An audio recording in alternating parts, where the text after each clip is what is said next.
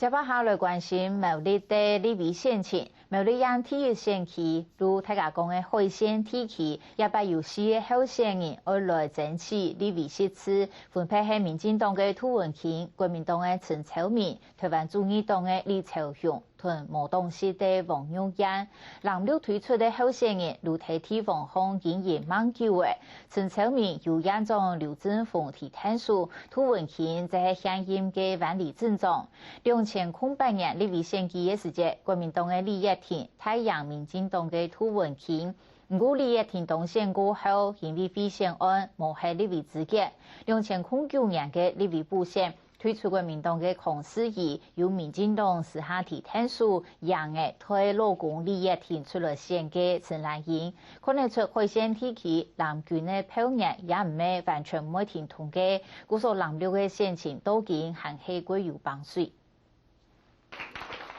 來到3月客家組，國民黨前兩嘅立法委員候選人陳超明，拿定空上去同副服務條前見過。陳超明係中南鎮嘅政治人物，所以嘅立委任期過後，也講要唔准。3年前天天嘅推出政壇，也被得到嚴重劉振峰嘅支持，故所又再過出來選。當民意代表的期間，我可以說是苗栗縣最大開大創、最有見識的一個民意代表。雖然失利2次，但是這次有機會在東山再起重新出發。我希望我能施展我的抱負，能為苗栗縣的鄉親服務。雖然有嚴重嘅支持，陳超明並無懈怠，除第3晚行基層，行基盤嘅基下北從嘅談下政見會，老縣民告白。佢雖然係河洛人，但是對人客家人呢，當支持，佢接受各種也來到3年嘅時間呢，佢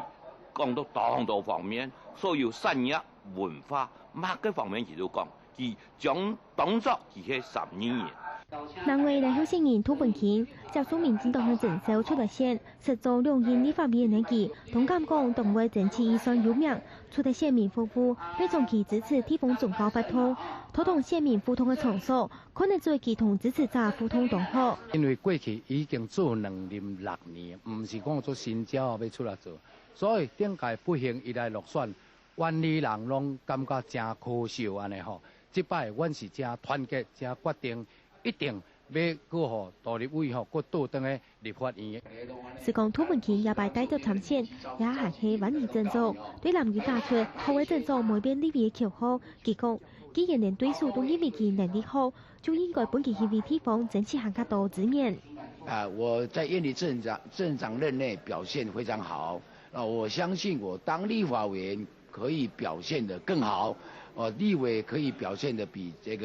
鎮長出色。我原本是立法委員，我想去中央爭取更多的經費回來建設苗栗，這是唯一的希望，就是立法委員。